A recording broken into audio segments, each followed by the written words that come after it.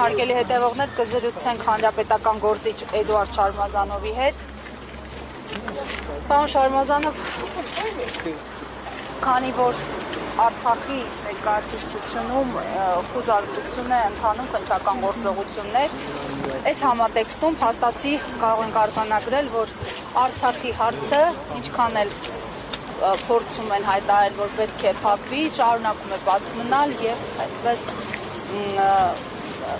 հանգիստ չտալ նաեւ իշխանություններին, անդրադառնալով հենց նաեւ այս համատեքստում վերջին բանակցային փաթեթների հանրայնացմանը եւ ընդդիմության եւ իշխանության կողմից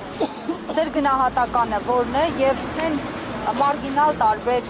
անձնավորությունները, որոնք փորձում են հավասարության նշան դնել իշխանությունների եւ ընդդիմության միջև, ինչ են ուզում շահել այս process-ում։ Ձեր կարծիքով ու կարծիքը շատ ճիշտ է ներկայացնում եք մարգինալ ճակերտավոր դիմադի որոշ շրջանակների նպատակը ողտոր ջերմ զույգ բռնելն է։ Տեսեք, բոլոր նրանք, ովքեր որ քննադատում են եւ մեղադրում են Փաշինյանին բանակցությունները փակուղի տանելու եւ 19 թվականի առաջարկներից հրաժարվելու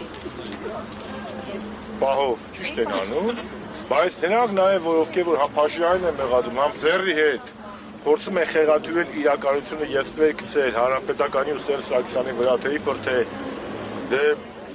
չգնաց լուծումների Հանրապետականը, Սերժ Սարգսյանը չգնաց լուծումների, Նիկոլին ի սկզբանե ասում էին հողատու, նրանք էլ լկտի ստում են։ Նախ առաջինը, Սերժ Սարգսյանը երբեք չի հրաժարվել բանակցային փաթեթից, երբեք։ ԵԱԿ Մինսկի խմբի համանախագահության 2018 թվականին չի եղել որևէ փաթեթ, որտեղ առաջարկ փաթեթ պաշտոնական, որից Սերժ Սարգսյանը հրաժարվի։ Ընդհակառակը, դրանից հրաժարվել է Ադրբեջանը եւ 16 թվականի ապրիլին դրա մասին խոսեց պարոն Լավրովը, Ռուսաստանի արտգործնախարար, 16 թվականի պատերազմից հետո առաջարկված non-paper բանով ձևաչափով առաջարկը, որը Կրակովում մի էջի վրա տրվեց, էլի Հայաստանը ընդունել է որպես բանակցության հիմք, Ադրբեջանն է մերժել։ Ավելին, Սերժ Սարգսյանի բանակցային ժառանգության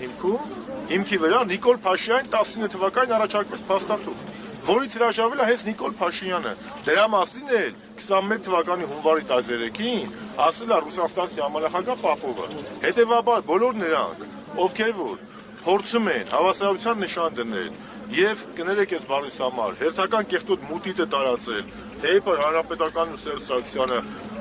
կառուցողական փոխիչումային տարբերակից հրաժարվել են, նրանք նենգաբար ստում են ու նիկոլական թեզերն առաջ քաշում։ Պաշտոնապես հայտարարում են,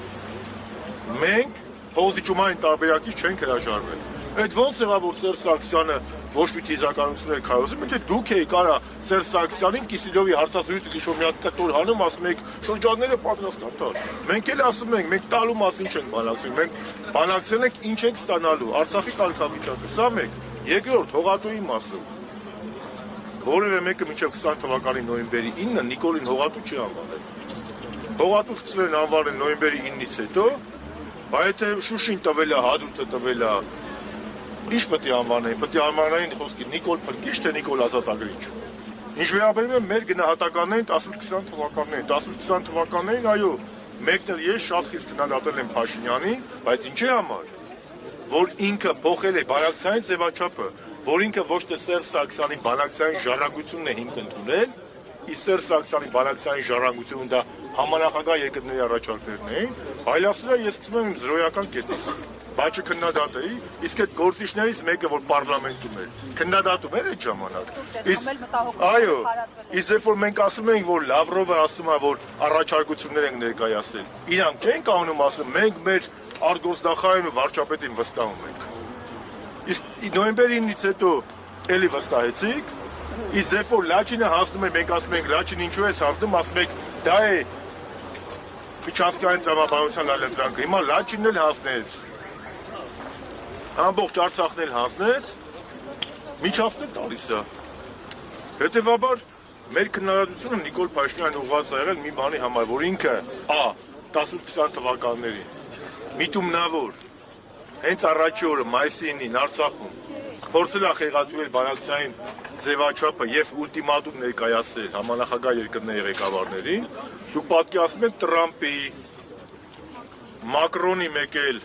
Պուտինի դեմքը, երբ որ մարդիկ հեռուստացույցից են իմանում, որ Նիկոլ Փաշինյանն ասում է ֆորմատը պետք է փոխվի, մինչև Ղարաբաղը չմասնակցի, ես բանակցությունների պատրաստ չեմ, պատկերացնում եք այդ մարդկանց դեմքը, երբ որ Նիկոլ Փաշինյանը 19 թվականի հունիսի պաշտոնական առաջարկներին 2019 օգոստոսին հայտարարում է Արցախը Հայաստանը եւ վերջ։ Մենք քննադատել ենք Նիկոլի ապակառուցողական լինելու, սուպեր կեղծ հայնասիրական լինելու, ոչ մի թիզական լինելու մեջ։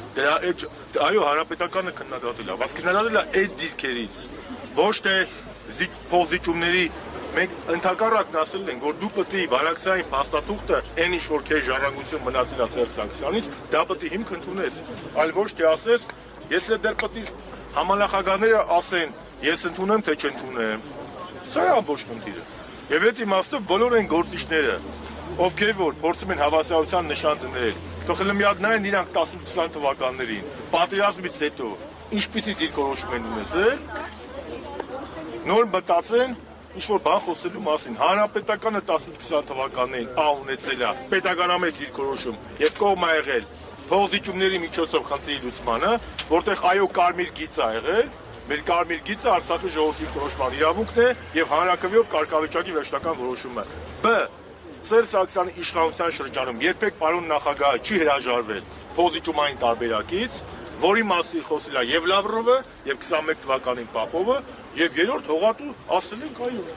երբ որ կապիտուլյացիա է բերել, թող ազատագրել, ասենք ծափահարենք սենց, ինչի մասին, և այդ ձևի կարծիքների արտահայտողները ժողովուրդ, իմ համար ավելի վտանգավոր են, քան ԿՊԱ-ականները, որովհետև նրանք մոլորության մեջ են գցում հանրությանը։